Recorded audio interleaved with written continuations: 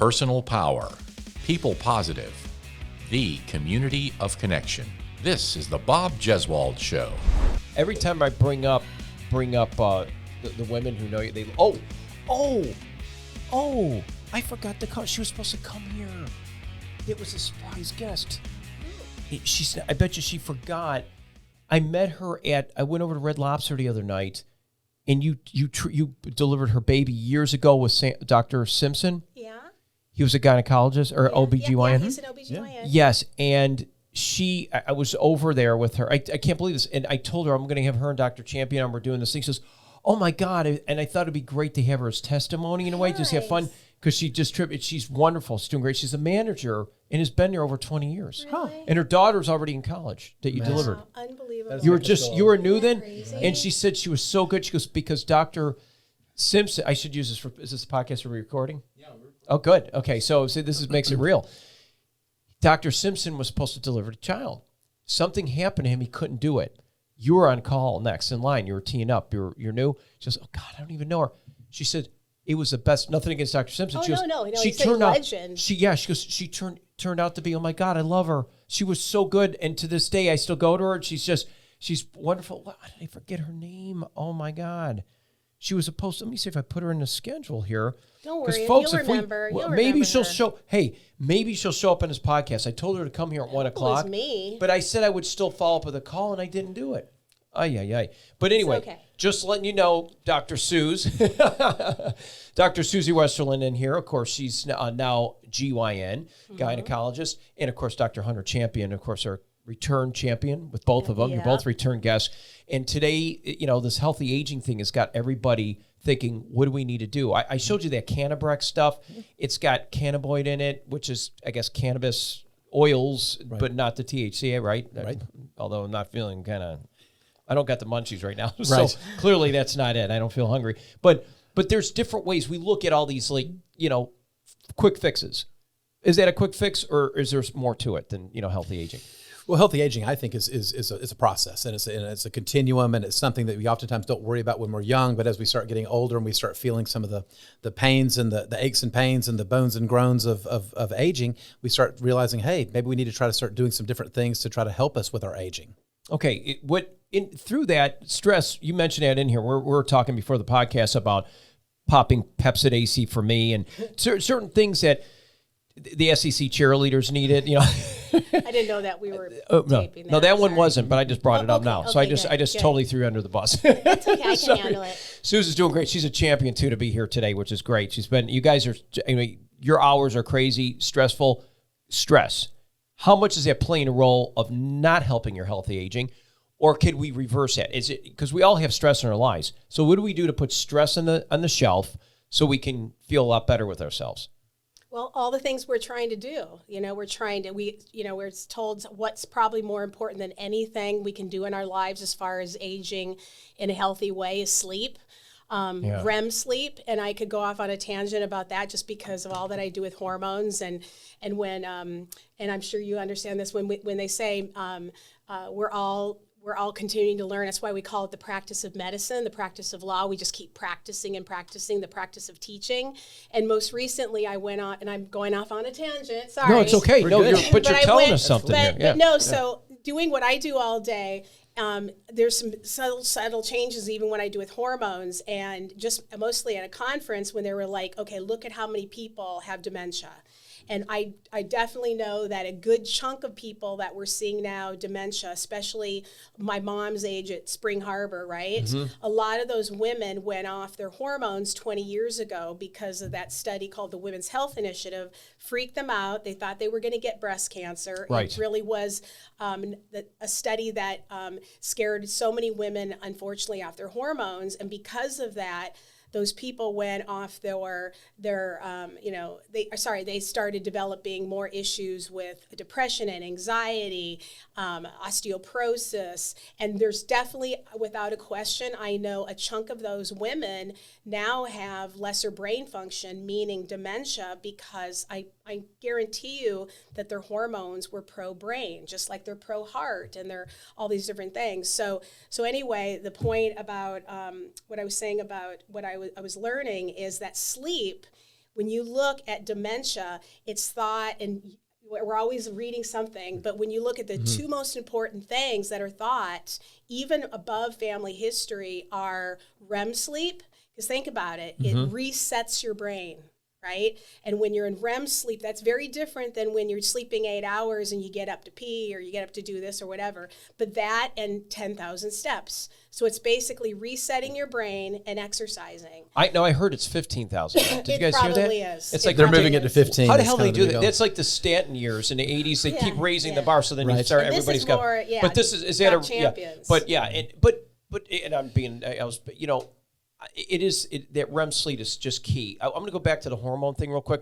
My mother-in-law, she was told 8 years ago, early 70s, she's 90 now, that she had the same thing. She was on the hormone because she was going through menopause on the estrogen. But you're saying it's balanced now. So for women listening, there could be some hope there to help the brain function better, to get you the good sleep.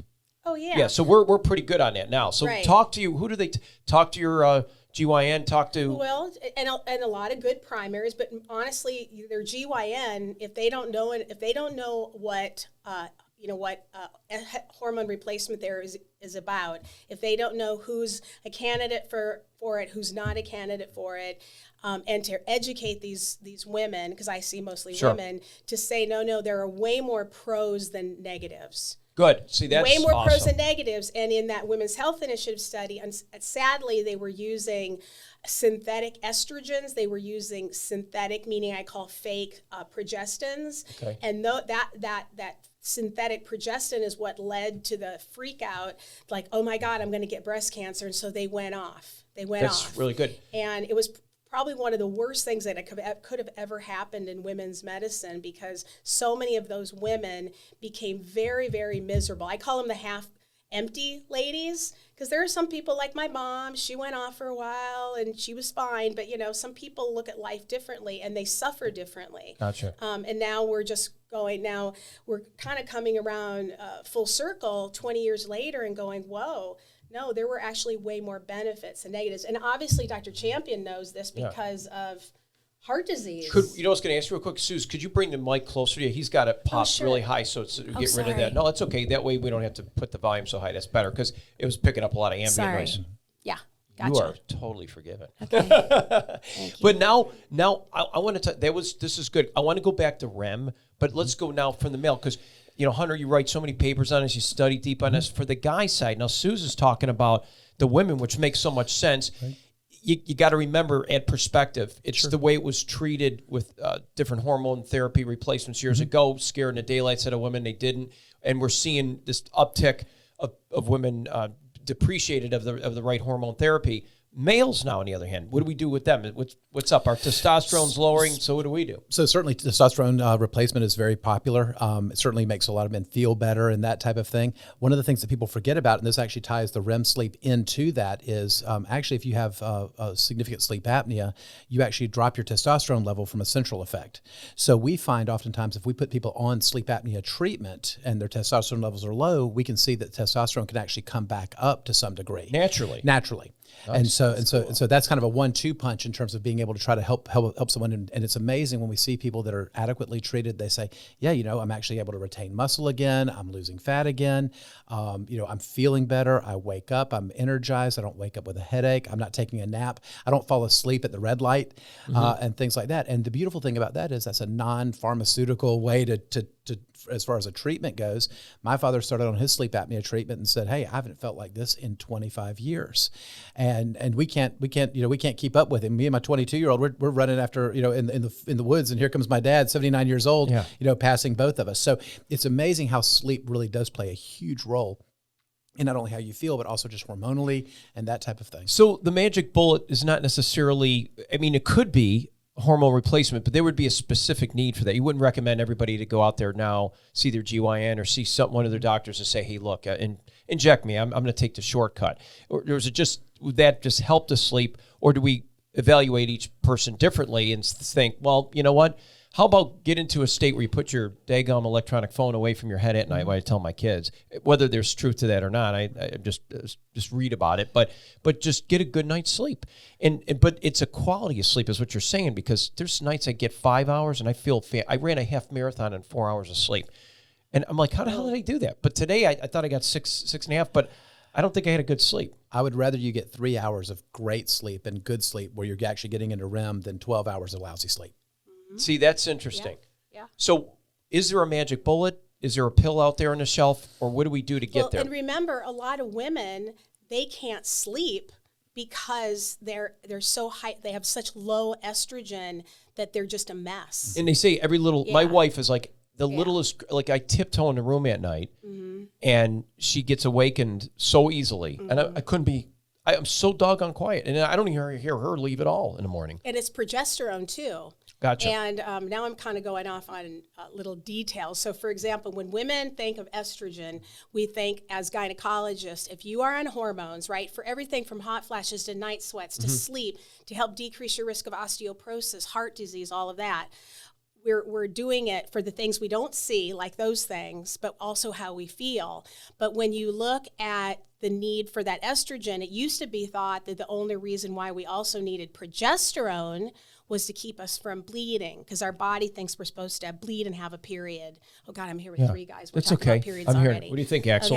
Okay. So recently, He's focused. But recently, so we used to think it was only to keep an older lady from having a period, right? Right. But more and more, we're realizing that progesterone that our ovaries used to make in abundance also has an amazing sleep induction. Wow. So when even me, again, this is why I call it the practice of medicine. Sure. I never would use natural micronized progesterone unless I wanted to keep them from having a period. And now I'm putting them all on it, and they're coming back saying, "Oh my gosh, I sleep now so the much sleep better." is better, and So it's a natural sleep aid. I know the last time you were on with our podcast, you could check out the other Bob Jeswald show with Dr. Suzy Westerlund. We got more in the sexual side, so I don't want to kind of lose focus here, but it does improve your sex life. God and all forbid. That. Yes, God forbid we talk about that. But we did before, so that's why I didn't want to go. But if you want to hear more about how that helps your sex life, check out our last podcast that Suzy and I did.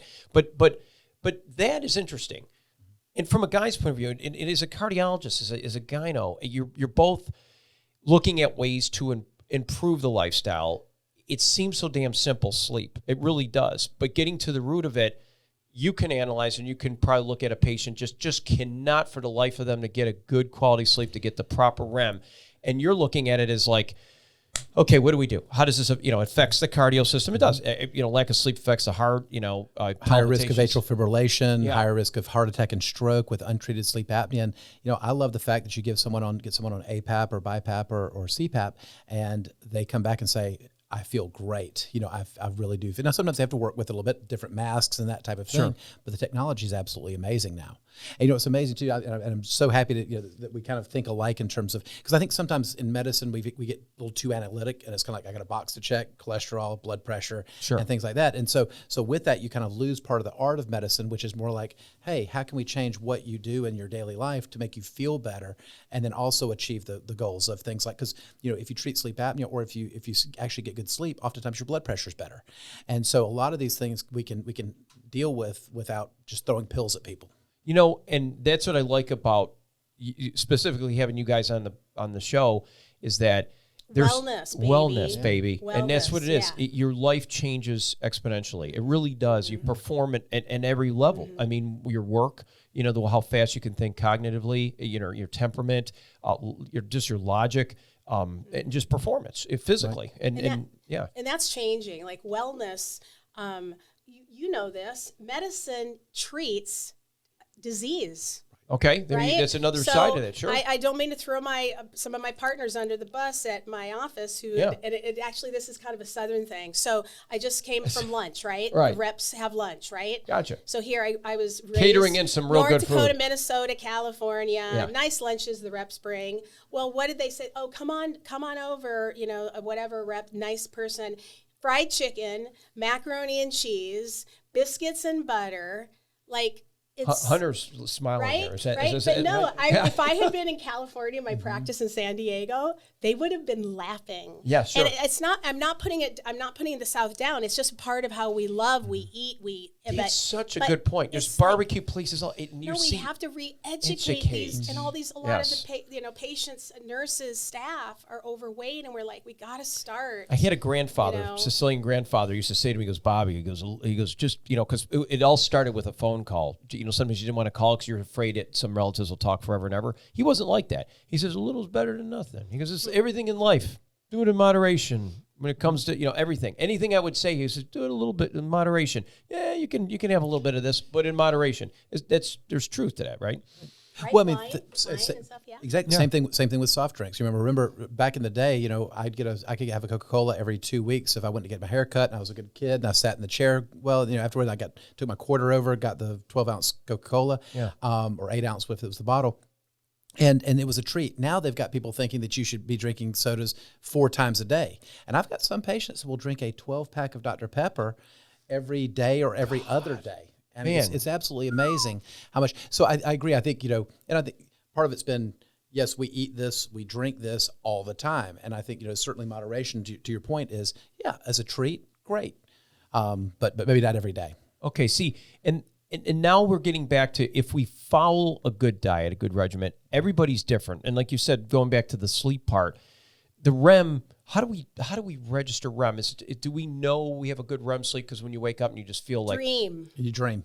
You dream. So you got to know your dream. So did you remember the dream or not? A lot of times I think you do. Interesting. And it's kind of counterintuitive because some people think the dream wakes you up because of the dream. Some people will say, even me, like the other night, because I took that damn progesterone I was telling you about. Well, right? I wouldn't want to take it, right? I would not take progesterone, no, right? you wouldn't. Well, I don't know. It's not going to make you grow boobs or anything or anything like that. But I'm sorry, off on a tangent. But REM sleep. Remember, I've got cold medicine in me. What was I just saying? Okay, no, but REM, you said the progesterone as far as REM. Remember the dream. Right. So is that bad or good? No. So if you wake up and you have had a vivid dream, that is telling us that we're in one of the deepest states of sleep there is, versus what some people think. If you go to sleep and all of a sudden you wake up and it's morning, that's not REM sleep. Even though wild. You would think that's. Am I correct? No, you're correct. Or if you wake up a lot during the middle of the night and you don't really know what woke you up, your body's not letting you get to REM sleep. That's actually a symptom of sleep apnea. Is because, for lack of a better term, the soft tissue in the back of the throat is preventing you from moving air. So your body kind of feels like, oh, we're suffocating. We're not going to let you get to a deep sleep because we're worried you won't wake up. And based on CO2 levels and stuff like that. Exactly. Now, how much is this? Now that you said that. Mm-hmm. Now it says, this thing is always off. It says it averages 97%. Some days it shows they have 95% SpO2. And some days I feel a little short of breath when I get up. Some days I feel great. And now I do substitute. I told you I do vitamin B. Mm-hmm. I do a lot of things that I think that I need that day. Your D, you take your D. I do. I take a drop of that, especially in the winter months, even in the deep south. We talked about that. Skin complexion can make a difference in absorption of D. Okay, just to let you know, you can have people that, because this is D I do all day long, you can have people that look tan. There's some of my ladies at Green Island or whatever. They are brown as a berry. They need more. I check their level, and if 30 to 100 is normal, they're like it's 7. Oh, my God. So not everybody absorbs it. And talk about feeling different. So when I start somebody on like hormone replacement therapy, whether or not it's estrogen plus testosterone, if you don't make sure you're optimized also in your D, your B12, your thyroid, they're not going to work well unless they work all symbiotically. So D, I'm so glad you told me that, because everybody and their mother thinks that that D, if you're in the sun, you absorb, and that's not the case at all. Barry White's coming through me right now. I can feel any it. good psychiatrist. You say D, damn. Any good psychiatrist. Yeah. Will be checking a vitamin D on all people. Did you hear this? Say, repeat that again. Okay, so any good, only because who really manages depression, mood disorders, obviously lots and lots of primary care doctors, but when you look at who treats them the most, they do. And I see it all the time. And the good psychiatrists, and I'm not trying to make the ones that don't, but it really doesn't make sense that if they're not checking a D, they're really not doing everything they can for their patient, because a certain percentage of that mood disorder is because they're lacking D. And I see it all the time where I'll start somebody, they're just getting started on their hormone replacement therapy, and they just say, I feel better just on my vitamin D alone. And it makes total sense. And you're at University of Pittsburgh, you end up seeing cloudy days every day. I'm from Buffalo, New York. Right, same thing. And you get the, you're indoors all the time, and you get cabin fever. Or whatever. Fargo's another one. You're from Fargo. She's from Fargo. He was up in Pittsburgh. He was doing some med stuff. You can feel it, the difference. That's one of the reasons why I never wanted to go back home. Nothing against Buffalo, except my bills. Or Washington State. Washington State's so great. beautiful. It's constantly, you have Bellingham, Washington, all the way down from the Those British winter Columbia. months, you live for summer. Depressing. Yeah, summers are longer days, which is nice by latitude. You get more daylight, but you don't get it during the winter months. You're ready to kill yourself. So, I mean, I don't mean to say that, but that's really the truth. And you also don't realize it as much. We moved from Baltimore to Pittsburgh, and the 5 years we were there, Balmer. That's right. We were sitting there. We were kind of like, oh, no, it's not that bad. It's not until you realize when you come back, like we came down to Columbus and we were like, wow, seasonal affective disorder really is something. When you actually have sunny days, huge. When you actually use sunglasses as opposed to 3 or 4 times a year. What a difference. That kind of thing. You can do the snapping right now. Got me fever. Got me some cabin fever. Absolutely. So let's get out of that fever mode, and let's get ourselves in a good REM sleep every night. Is there anything we can do to prep today? Somebody listen to this. They're like, oh, gosh, I don't have a doctor's appointment for a while. What could we do ourselves in the short term without hormone replacement? What would be the first steps that somebody can take to just test it? And if they still are not having results, call your doc. So I think really, one of the things, if you have sleep apnea and it's not treated, it's not going to fix itself. So in the past, we generally thought about sleep apnea being solely weight related. So you see a big person, you say, oh, they definitely have sleep apnea. You see a little person, they say, oh, they don't have it. I've got just as many little tiny ladies that have the worst sleep apnea you've ever seen as I do 450-pound people who have been tested 15 times that still don't have sleep apnea. So really the big thing, especially for bed partners, is to find out, hey, are you having apneic episodes? So I can tell you that if a husband or wife or spouse or bed partner says, yes, I hear snore, snore, snore, pause, snore, snore, snore, they have a 99% likelihood of having sleep apnea. Oh, God. Because that Even pause, in skinny ladies. Even in skinny ladies. Is that because there's something with their shape of their airway it's or a palate, something? it's a palate thing. There was a great Joe Rogan episode talking about how since we introduced soft food to the diet 20-something thousand years ago, all of our faces have gotten smaller. And if you look at Cro-Magnon skulls, every tooth is perfectly straight. But the reason why everyone needs orthodontia now, and the reason why everyone has sleep apnea, is because we're cramming the same number of teeth into a smaller mouth. Makes total sense. And if you draw a line from the nose down to the chin, a lot of us don't touch, whereas used to, the chin was so much larger, so that large jaw. But yes, the answer is we have a lot of sleep apnea out there. We see it a lot. So if you have a suspicion, get it checked out. It does not mean that you have to be on sleep apnea treatment forever. Sometimes it is weight related. So I have some people who they do drop 15, 20, 30 pounds and they no longer need the machine. Okay. But oftentimes that's an important part of actually the weight loss. That's remarkable just to hear that. And so listen to your partner, whomever it is, and if you think it looks like a duck, walks like a duck, it's snoring like a duck. Ducks don't snore, but call your doc, and you may want to get taken care of. But even that being said, if somebody's sleeping, is there any particular way we should be sleeping? Like I'm all big on for me, what works for me. I have this torn rotator cuff now, and I'm back to this. I had surgery on my right. I don't want surgery this time, but it keeps me up some nights. When I roll on that side, I feel that throbbing on my shoulder. It's a son of a gun. But I find that when I lie down, I love my left side, and it's more towards where my heart is. So when I'm lying down, I like to keep that neck. I have an orthopedic pillow type thing that keeps my neck kind of straight, and I'm flat as can be. I mean, if you put me on the floor, I have the best sleep.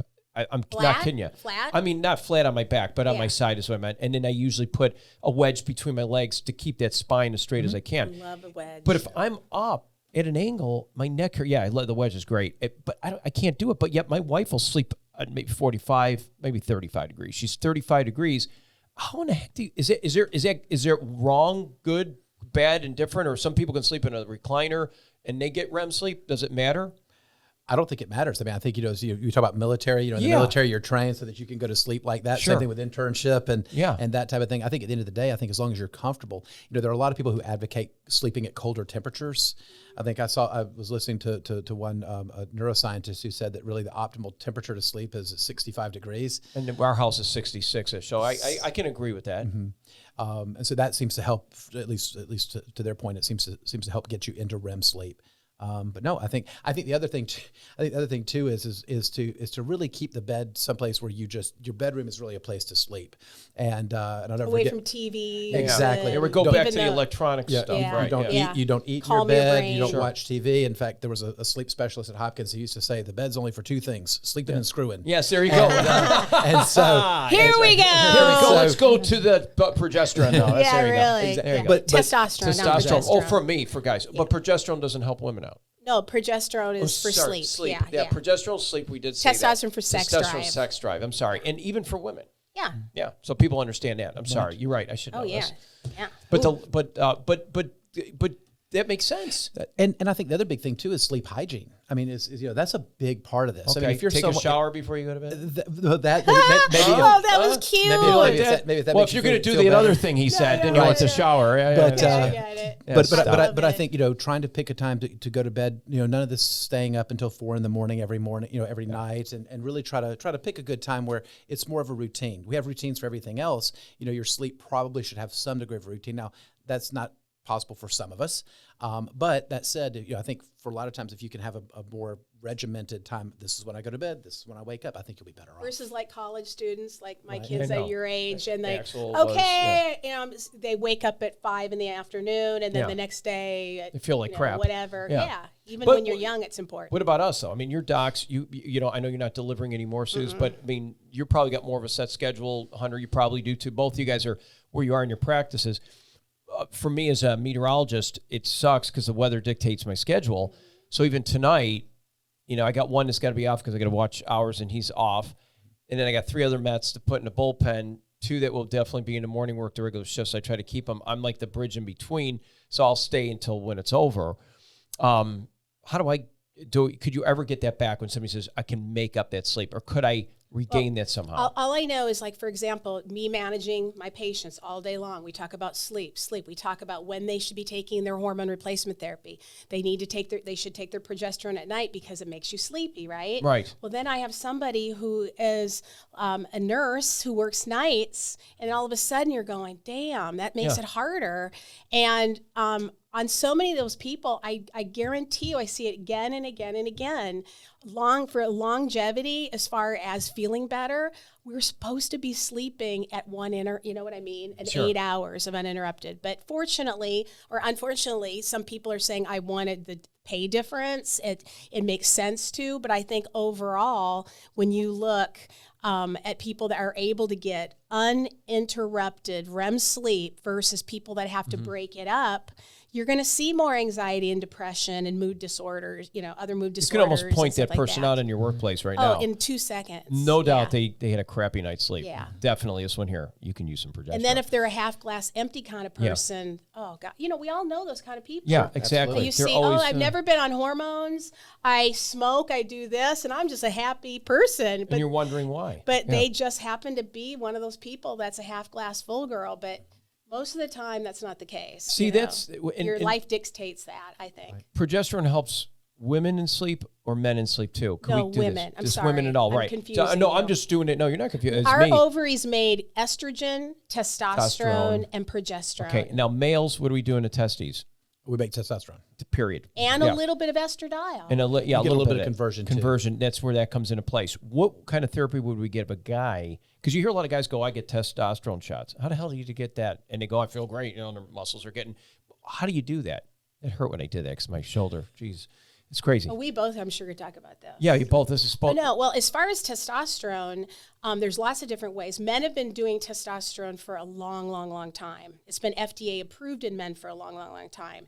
It's really only in my career of 20 some years, we've only used estrogen. They somehow kind of forgot about this magical part of our ovaries. Is it double standard maybe in medicine as it is in social No, I think they life? just kind of thought when women go into menopause or they hit those menopausal years and they start having hot flashes, if you give a person estrogen, it's going to take care of it. So they forget about what our testosterone did for us as well for things like sex drive. Estrogen has nothing to do with libido, but at the same time, testosterone is so powerful, just like in our male counterparts, for energy, focus, brain fog, muscle wasting as we age. So really, in the last 5 years of my career, we really found a way for us women to get back our testosterone in the form of pellets, because we don't absorb orally. No, men don't absorb testosterone orally. A lot of guys can absorb some like by creams, but a lot of them don't. That's why they go to shots. But the difference between this kind of new advent of pellets is that it's more of a steady state. You put it in your body underneath your skin, and it's kind of like a Tic Tac that slowly dissolves over about 4 to 5 months. So it's not an erratic up and down that you might see. So it wouldn't be an immediate gratification or it's release. Pretty quick. Is it really? Quick. Really? Yeah, just like estrogen is very quick in women, which is so great. That's interesting. So but there's no concern on that when it comes to synthetic. I would assume the testosterone, like what happened with women back in the 80s or 70s. And I used totally bioidentical testosterone, estrogen, progesterone. So you actually have that. I'll be darned. Mm-hmm. So they can do that. It's kind of like the mRNA technology in a sense. Like you can actually duplicate something and make exactly it the exactly the same. So how do I know when I need it? I mean, how does she know when she needs it? This lady here, and how does this guy? Symptoms have, like for my patients, you fill out a symptom sheet. Like, do you have this, this, and this? And usually, I can literally look. I can look at what they fill out their form, and I don't even have to look at what age. I could not even see that woman's face, not her age, nothing, and you know where she is in the scope of being premenopausal, in like perimenopausal or postmenopausal. Just like you can when you talk about all this kinds of signs and symptoms. Like that's not a 25-year-old ripped dude. Would I need to take? I probably wouldn't need multivitamins anymore. Once I would get, if you found you still need. Okay. Yeah. In fact, actually, there's a great study that came out a couple of months ago showing that a 6-year study, those who were actually taking a multivitamin versus those who were on placebo, actually their cognition was 1.8 years younger than people who were not on the multivitamin. So it was actually one of the first studies to show that a multivitamin really does something. Okay. 1.8 years doesn't seem like a lot, but in our lifetime, it's a lot. It's 30%. Considerable. It's 30% younger. Let's do it. So hell yeah. And those are all cofactors. Those are all ways to, like, if you get a really nice car, you get a Porsche or whatever, you want to put in you want to sometimes spend the money to put in the better fuel or better oil or to tweak so the whole engine is working as efficiently as it can. So it's not as how do I say this? It's you can almost listen to the patient. You don't necessarily have to draw blood and try to put under a microscope and say, well, you're missing this much testosterone.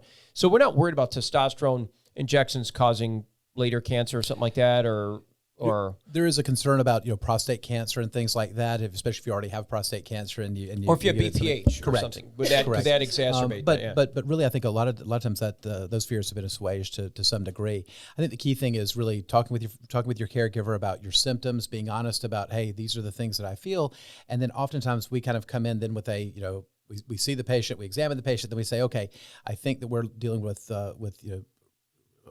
low vitamin D or something like that, then we do the test to confirm, and then we replace and that type of thing. Okay, or we do the testing, again, sleep study, or we do a stress test or an echo. We think something organically may be going on. Instead. You know Elizabeth Wendell, right? Do you know her? She's amazing.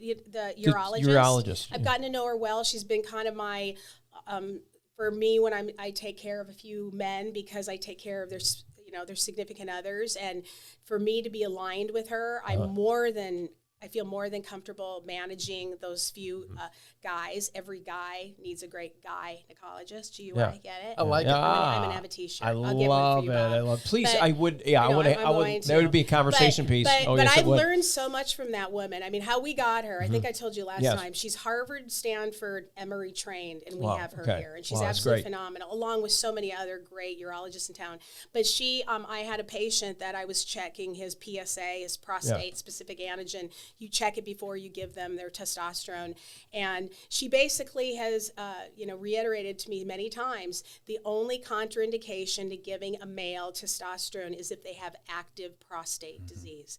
If that male recovers, because a lot of them they do completely because they have early disease, even they can go back on as testosterone, as long as it's treated appropriately and people don't get overzealous with the dosing. There's some stuff out there on social media that gives you it says it'll help boost your natural T and it'll come back or whatever. And I think, just from my point of view, I tried it one time. It's out there and it says it's naturally it's a pill. It's just something that says it's. I know you're giving me this look. I'm just trying to think of what it is. I can't remember. It starts. I don't know. It's like on social media. Not like There's certainly things. DHEAS There's also things like Tongkat Ali, and there's some nutraceuticals and things that, at least in my experience, with patients, that it seems to help. It'll release free testosterone to some degree. Maybe that's what it was. And it will go up for a period of time, but generally it's self-limiting. So it's Right. you get some benefit for a relatively short period of time. I tried it just for the heck of it. I felt a little energized. Maybe it was placebo. I don't know. I kind of think so. Yeah, it probably was. And then, but I have BPH. I've had it for years. I mean, I'm 57. I You had in it the since world, babe. in my mid 20s. I'm not kidding you. I don't know if because it was a stress. common. It's crazy. And now I'm live streaming on podcasts. No, I'm just kidding. No, I was it's trying to see if great. you guys are paying attention. We are. You caught that one? Yeah. Bad joke. I can't keep up with Hunter on those things. I'm not quick If enough. we live long enough, we're going to get certain things. We're going to get BPH certain things. is one of those. But so right? going back to it, for the guys listening, there could be some hope of getting some of this T replacement. I mean, there's Absolutely. So don't think you cannot because you have that, Absolutely. because you would like to get back to that physique that you once had and feel good. Because I'll be honest. I mean, it's not. I feel good because my mentality is like staying active, and we haven't gotten to that part yet. But clearly, exercise should be part of this deal too, which helps me sleep better and perhaps dream better to get into that REM as we almost wrap this sucker up. But I'll let you guys have some final words on that. All I can say is when it comes about hormone replacement therapy, and obviously as a gynecologist, I've seen women all my life, but now just recently in the last year or so, people think as we age, they accept what they think is the new normal. They think cannot be better. They think they're older. They see their bodies. They think I'm never going to be in that size 6, Gloria Vanderbilt jeans I was, and when I was, how many years ago? And they think, no, this is just the way it's going to be. But what we're able to see now, there's so much out there. And even for example, I could get off on a tangent about some of the new medications for weight loss. I'm sure the semaglutides like Absolutely. Wegovy. You're seeing people that have horrible issues with obesity, and for people that aren't diabetic, it's now it's been FDA approved. And so to see some of these people that have felt like the fat person their entire life lose 50 pounds, if you don't think that is empowering to make them want to live another 50 years, That's great. cool. Well, and not only that, 15, 20 And they're gonna pounds. live longer. Well, that too, but the 15, 20 pounds, they're now off 2 of their 4 blood pressure medicines. There They you no go. longer have Cardiologist diabetes. is happy now. I see people all the time. I want to get off some of these medicines. I'm like, listen, seriously, it's not like you have to get back to where you were when you were you're in high school. You drop 15, 20 pounds during COVID. We had people who gained the COVID. You get freshman 15. We got COVID-19 for some people. But I had a handful of people who lost 15, 20 pounds during COVID, and they called me up and said, I'm so dizzy. I was like, what's going on? Well, come to find out, now their blood pressure is absolutely normal with no medicine. That's because the medicine was They lowering didn't it so need it. much. They didn't need it. Yeah. Exactly. Isn't it something? Well, that's true. I mean, I think it did. It took a lot of stress out. You're not driving. You're not in traffic. There's a lot of exterior things in environment. And I can't stress enough what Suzy said there about trying to accept this as the new norm, because we hear it all the time. Well, I just thought I was just getting older. Oh, I thought I'm supposed to slow down. I'm supposed to, and to some degree, yes. I mean, maybe some of us should be doing some of those things we did in our 20s. But that said, don't accept that as being the necessarily the new norm, because there are things that we can do. And I think part of what we probably want to talk about another time are just some of the other things that are being studied for aging. They're studying metformin. They're studying metformin, which is a diabetes medicine for anti-aging properties. Yes. Things like NMN, things like NAD+ that you can get infusions of, and or take precursors for.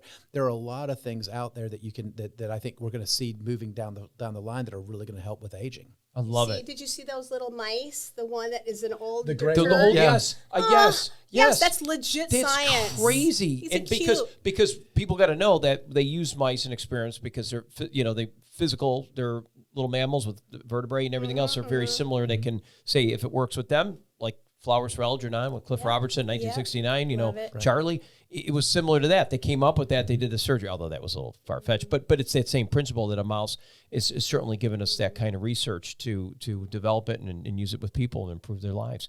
Science, baby. I love it, and that's what we do. Yep, and follow the science. Immunotherapy now curing stage 4 freaking colon cancer. That's crazy. Melanomas that were deadly. It just goes on and on and on. I have a kid. I told you last time he had cancer, and thank God it's in remission. And when you look at some of these sarcomas and the way they're able to, in a crazy, unbelievable sci-fi way, create something in the form of medication and go in and tell the body how to fix a deletion. That's insane. It's there. I mean, the good science is there. Science is wonderful. Wonderful. Research, folks, that you're listening, tap everybody you know.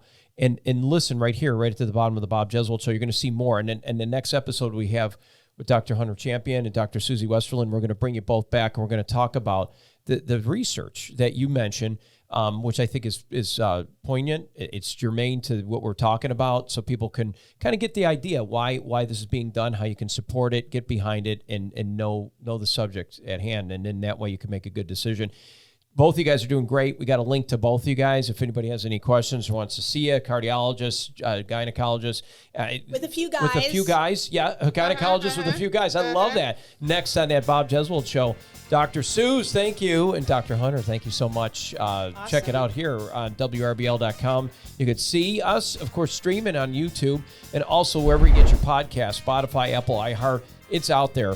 Take your pick, and you'll be able to find it. Social media, of course, Facebook, Twitter, and all these other wonderful places to get what you need. It's a one-stop shop, and that's what they say. Oh, yeah. It's a one-stop shop with... Thanks for letting me hanging out with the champ. The champ, likewise. And with the Suze. Look at it. It's great. You two guys are awesome. Appreciate you. We're going to see you in the next episode with you both coming up in a few weeks on the Bob Jeswald Show.